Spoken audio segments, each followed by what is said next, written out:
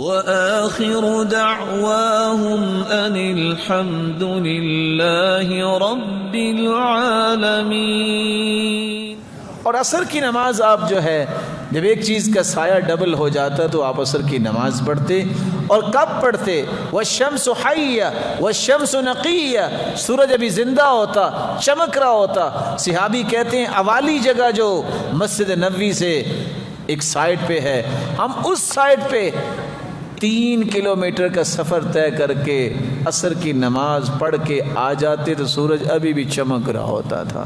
اور ساتھ آپ نے وعید سنائی، جو بندہ عصر کو لیٹ کرتا ہے، بیٹھا رہتا ہے یہاں تک کہ سورج غروب ہونے کے قریب ہوتا ہے، فقام ینقر نقر الغراب، اور اٹھ کے کوے کی طرح اپنی چونچ کو زمین پہ مارتا ہے، تلک صلاۃ المنافق، یہ منافق کی نماز ہے۔